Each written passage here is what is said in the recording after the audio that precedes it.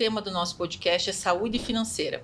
A saúde financeira dos colaboradores acaba impactando diretamente na produtividade das empresas. E os meus convidados de hoje são Regina Ramina Montebeller, ela que é diretora administrativa do Hospital Inc., Fábio Juliano, que é partner do Mentory Bank, e Kátia de Boer, que é sócia fundadora da Safecare. Tudo bem com vocês? Tudo ótimo. Tudo ótimo. Hoje vai ser uma conversa animada, né? Porque quanto mais gente no podcast, mais gostoso, né? Flui.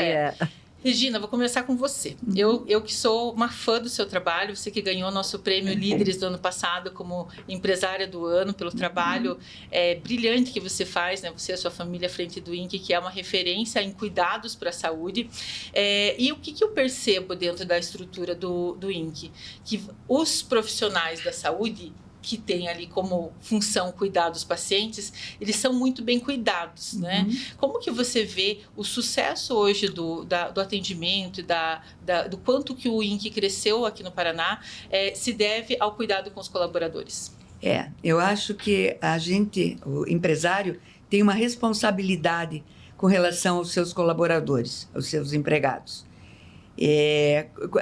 Lá no hospital, a gente preza muito essa questão da hospitalidade. Eu particularmente, acho imprescindível que o paciente seja muito bem atendido. Então, a gente praticamente exige isso dos nossos funcionários, que eles tratem bem os pacientes. E para que isso aconteça, eles têm que ser bem tratados também, em todas as áreas, sabe? Então, a gente procura que eles gostem de trabalhar lá no hospital, que se sintam bem trabalhando lá em todas as áreas, né? Muito bom. E essa dinâmica do colaborador, a atenção que eles têm com o cuidado com o paciente, mas também a gente vê que eles têm uma dinâmica que eles são... De volta. Ai, Jesus, hoje tá... Calma aí. Vou fazer qualquer coisa. Regina, a gente vê que o cuidado com os pacientes, ele acaba refletindo também no cuidado com as famílias dos pacientes. O cuidado dos pacientes acaba refletindo também no cuidado que vocês têm com a família desse colaborador como um todo, né? E, Fábio, quando a gente fala sobre cuidado com as famílias, a gente está falando da remuneração desses colaboradores, né? Eu vejo que um dos cuidados do Mentory é cuidar para que esse colaborador não se endivide, para que ele tenha a educação financeira. O que, no Brasil, muitas vezes, a classe dos trabalhadores não sabe muito bem como lidar com o dinheiro, né? E vocês trabalham para que ele cuide das suas finanças também, né? Não seja só um processo de pagamento o trabalho do Mentory. Perfeito, Elô. O Mentory tem essa preocupação em principalmente analisar o comportamento dessa classe trabalhadora que ganha, que passa por tanta dificuldade, porque a remuneração acaba sendo muito baixa. Sobra muito mais mês do que dinheiro, né, para esses funcionários. A gente tem uma estatística que o presidente nosso comenta muito. O dinheiro dura, em média, na conta do funcionário, 3 horas. Quando eu falo do dinheiro, é a hora que a empresa deposita o salário até acabar todo o dinheiro dentro da conta. Em média, são 3 horas. E aí você leva em consideração que dessas 3 horas, ele não gastou antes, porque às vezes ele estava trabalhando, ele não deu tempo dele pagar as contas antes. Então, o colaborador já começa o mês devendo o aluguel, a compra do mercado, ele já começa o mês com as dívidas para pagar. Então, hoje, quando a gente fala em educação financeira para a classe trabalhadora principalmente, não é falar em investimento, nas situações, vamos ensinar a investir na bolsa, investir em renda fixa, não é isso. Primeira coisa, ensinar a gastar o próprio dinheiro. Ensinar como encaixar o orçamento, o que são prioridades, né? Porque quando o colaborador está saudável financeiramente, ele leva muito menos problema para o trabalho. Então, a gente coloca assim, um dos motivos da abstinência do funcionário, das faltas, é o endividamento. Ele recebeu o salário, não deu para pagar a conta, eu vou faltar hoje para fazer um extra ali, para poder pagar a minha conta de luz que está atrasada, que vai cortar. Então, isso impacta diretamente no custo das empresas. Então, porque quando o teu colaborador falta, você tem que suprir.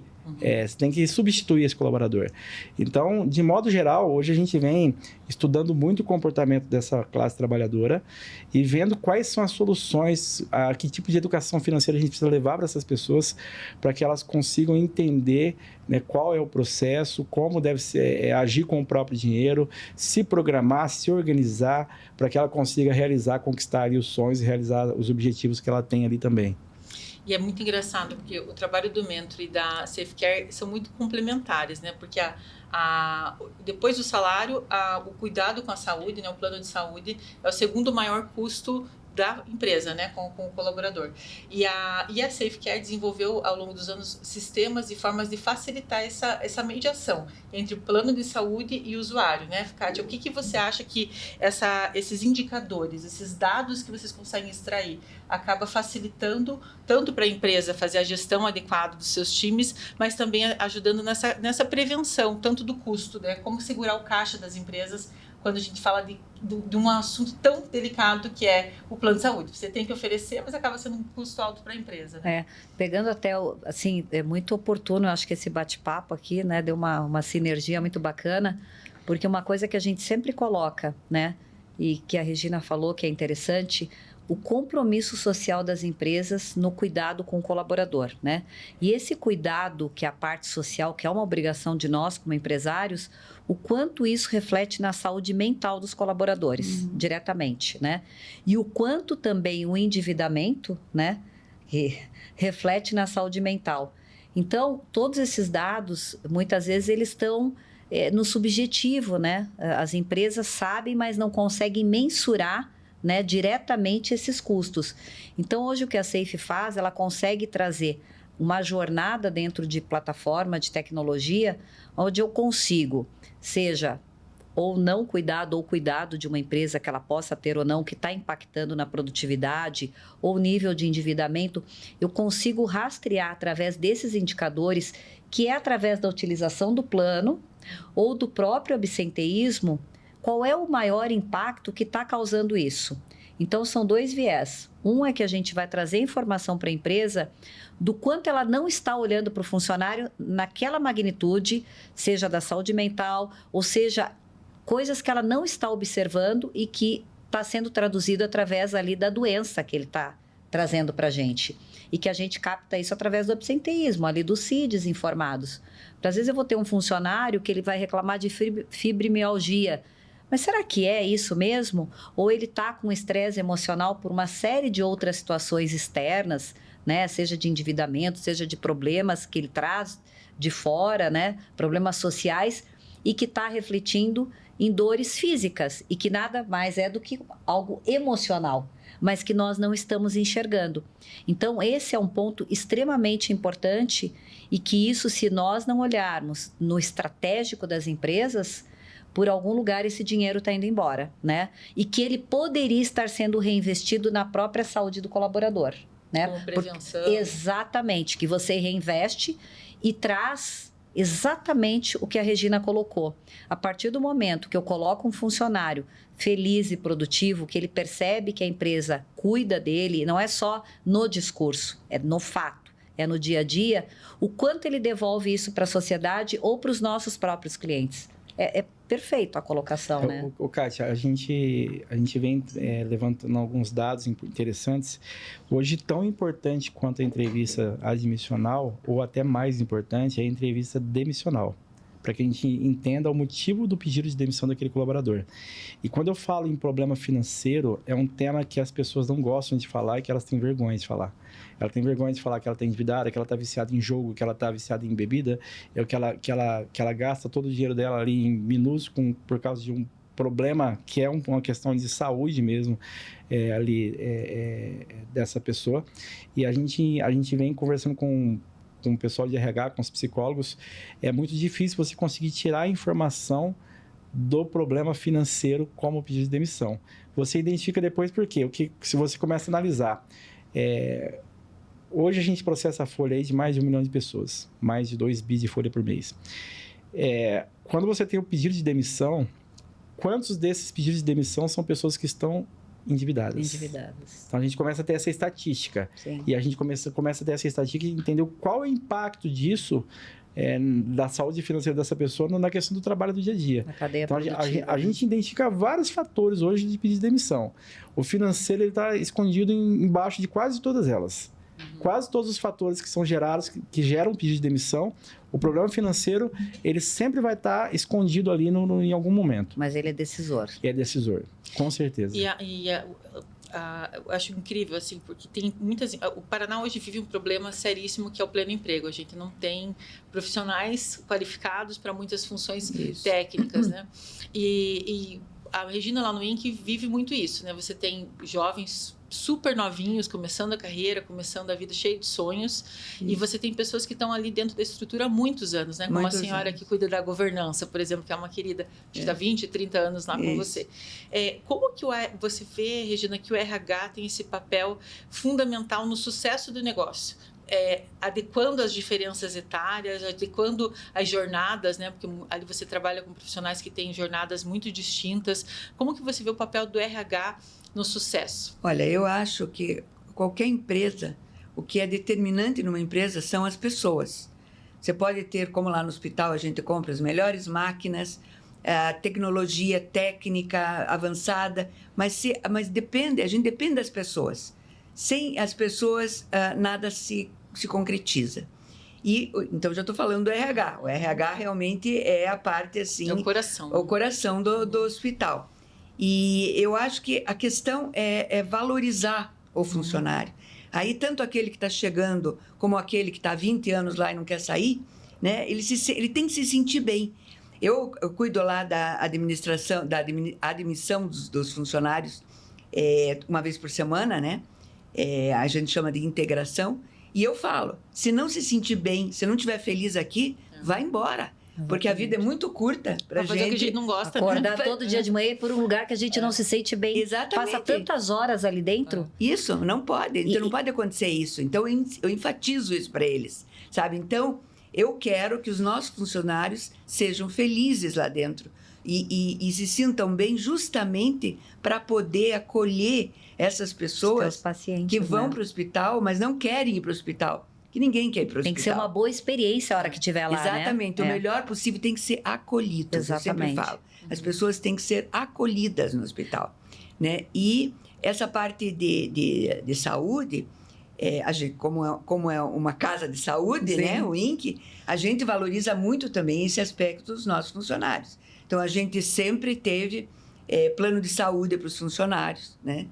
E temos lá também médicos que atendem outras comorbidades que de repente não existe, que o plano não contempla, qualquer coisa assim. Você tem à disposição isso para os teus colaboradores. E a gente faz muitos programas também. Por exemplo, nós temos um programa muito interessante que cuida da obesidade. Porque eu falo sempre que a comida do hospital é muito boa. É muito maravilhosa, meu Deus do céu. A gente capricha na comida lá, porque eu sempre falo que a comida do hospital não tem que ser ruim.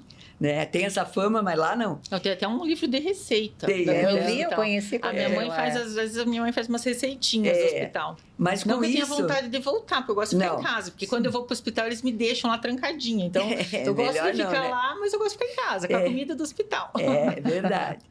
E então, com isso, às vezes os funcionários, que todo mundo lá come a mesma comida, tanto faz se é o dono do hospital, se é a moça da higiene, todos comem a mesma comida gostosa.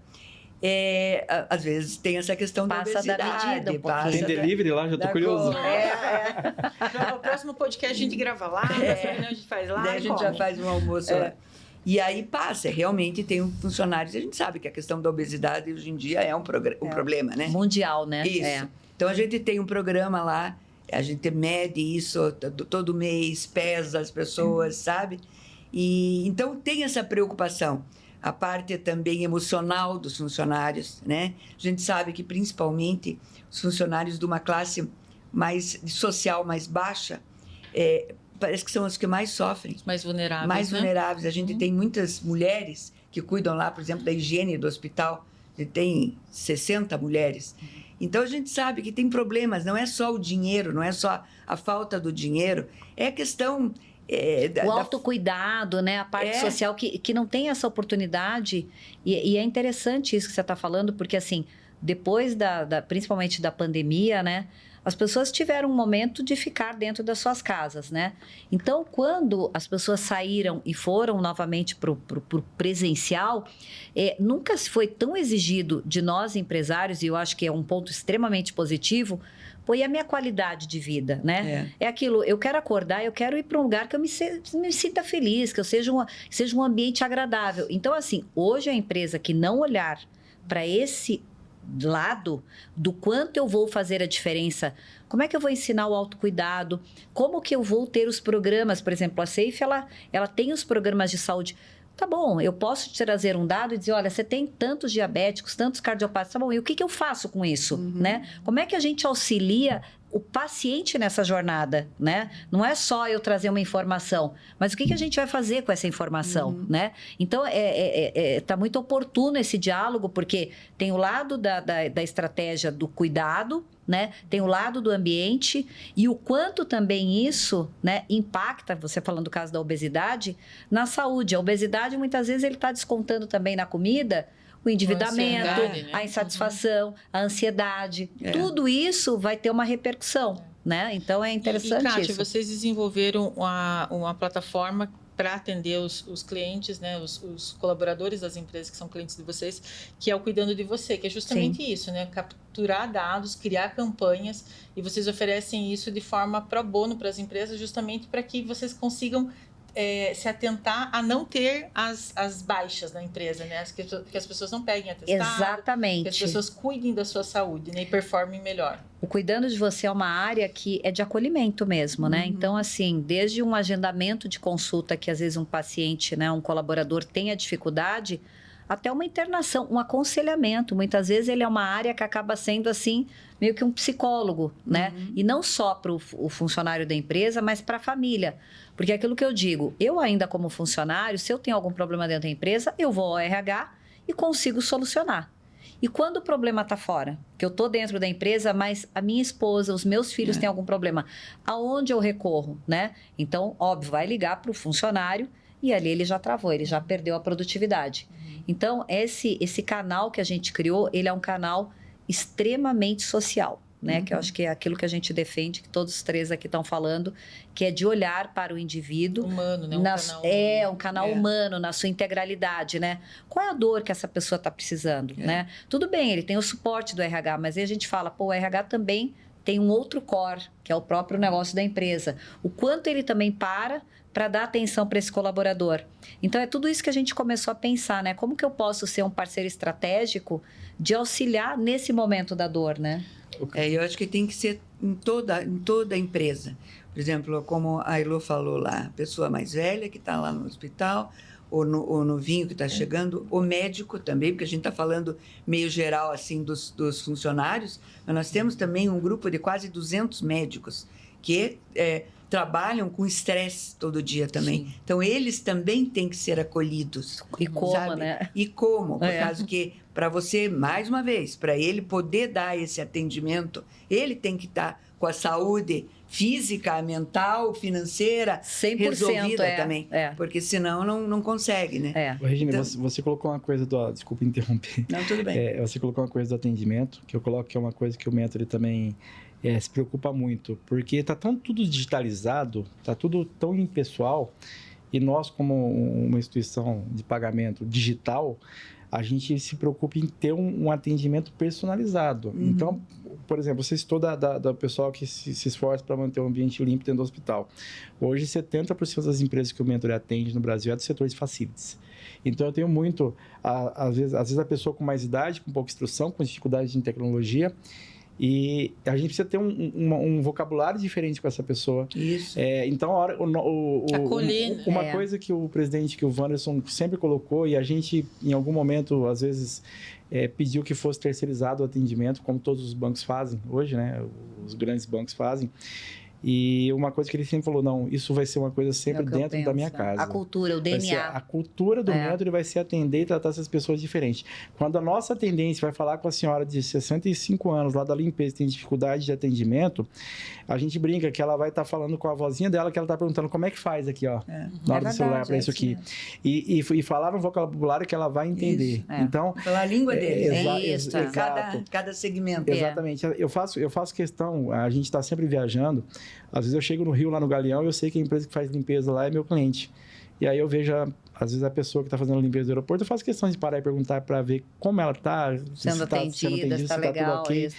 E as pessoas ficam surpresas com isso, porque o que eu falo assim, às vezes um gerente de uma agência, de uma grande instituição, ela sabe que aquele funcionário recebe pela instituição dela, pela empresa dele, e ele não dá num bom dia. É mais um, né? Ele vai no banheiro onde a pessoa está mantendo o banheiro do shopping limpo para ele, e parece que essa pessoa é invisível. E eu acho assim, é um ser humano que está ali atrás. Um bom dia, às vezes, muda a vida e torna o ambiente mais feliz, mais agradável, você trata com respeito. Então, você acaba tendo essa personalidade de atendimento, e o colaborador se identifica com você. Isso. Então, eu acho que o que vocês fazem ali de colocar os colaboradores para tratar as pessoas como eles são tratados, ou seja, para eles tratarem bem, vocês têm que tratar ele muito bem. Tratar ele bem. Porque senão o reflexo não vai ser o mesmo. É um reflexo, né? Não adianta, é um reflexo. Exatamente. E essa questão, né, que você comentou, o Brasil é um continente. Você tem diferenças regionais, culturais, sociais muito grandes, né, no país. Como vocês atendem folha do Brasil inteiro, praticamente, vocês têm... Há 3 semanas atrás, eu estava ali no Macapá, fechando o contrato. Diferentes realidades. Como que você vê, Fábio, a empresa, quando ela adota essa visão mais humana, como que ela impacta no resultado financeiro? Porque todo mundo gosta de ser bonzinho, acha que é interessante, tem que cuidar das pessoas, mas o empresário tem que ter lucro no final, no final do mês, né? Como que vocês veem essa relação? O que a gente vem enxergando muito ali, eu acho que esse conceito de como você enxerga, o teu ponto de vista, ele é muito importante. Uma empresa como a Safe hoje, para muitos empresários, ele vai enxergar como um custo para a empresa. Só que já está comprovado a médio e longo prazo que o trabalho vai trazer um retorno financeiro, uma economia para a empresa e também para os planos de saúde. Ele torna a cadeia mais saudável. Mais eficaz. O Mentor recentemente fez uma aquisição de uma empresa de gestores de Vale Transporte. Tá? Enquanto todos os gestores de Vale Transporte estão preocupados com a economia que gera para a empresa, nós estamos preocupados que a empresa tenha segurança jurídica e cumpra a norma como ela deve ser. Eu vou te dar um exemplo clássico, tá? Quando o funcionário ele opta por pegar o ônibus o transporte público para ir e vir do trabalho, se ele for embora, por exemplo, numa sexta-feira de Uber, de moto, de carona e sofrer um acidente de trabalho, por lei, a empresa não pode fornecer o comunicado de acidente de trabalho. Por quê? O colaborador se colocou em risco. Sim, ele abriu mão daquele meio de transporte oficial. Exatamente, e usou outro. Exatamente. Agora, por que é importante a empresa fazer uma gestão de vale transporte hoje? Até por uma preocupação com o colaborador. Porque se a empresa, por exemplo, fornece um comunicado de acidente de trabalho no trajeto que ele usou outro transporte, ela está indiretamente fraudando o INSS. Ela está jogando um custo para o INSS que ele é indevido. Onde a gente coloca que é importante a empresa, por exemplo, fazer uma gestão de vale transporte. Não é pela economia, é para trazer a segurança para o teu colaborador. O dia que você for embora de bicicleta, de carona ou com outro transporte, vamos fazer o ajuste no mês que vem desse valor que eu te adiantei de vale transporte, porque se eu fizer a gestão, eu posso fornecer o comunicado de trabalho, porque eu estou ciente que naquele dia você não foi embora de ônibus, que eu concordei que você fosse de bicicleta, de Uber. Então, a gente passou um olhar para o empresário e para o próprio colaborador, que aquilo lá é para o bem dele, principalmente. É pensando na segurança dele. A economia, depois, lá na frente, ela é uma consequência do trabalho que você faz. Né? Exatamente. Ela é uma consequência. É gestão mesmo, né? É gestão. Tem funcionário, por exemplo, que ele acha que ele pode pegar o cartãozinho dele lá da Urbs e dar para te usar. Isso é motivo de justa causa. A legislação prevê isso. Então, é o que eu coloco. A gente deixar ele consciente. Se você não vai usar... não solicita. Orientação, né? Educação. Por quê? Porque é assim que funcionam as normas e as regras. E eu acho assim, quando a gente mostra isso para o colaborador, a gente está mostrando um outro lado. Porque todo mundo...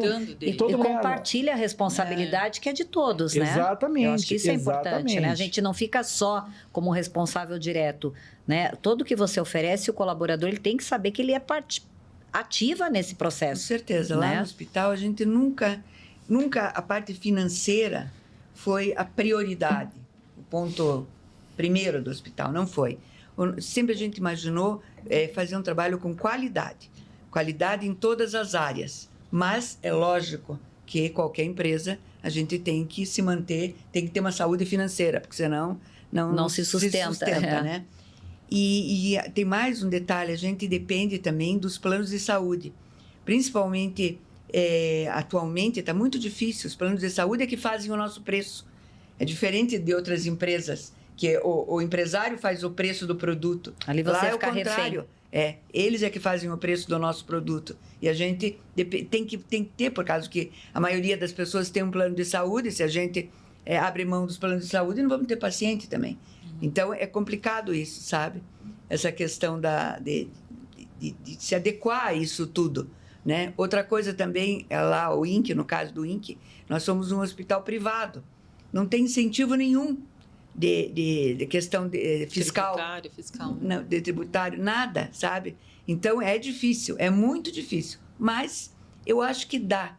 Quando você realmente tem esse olhar mais assim...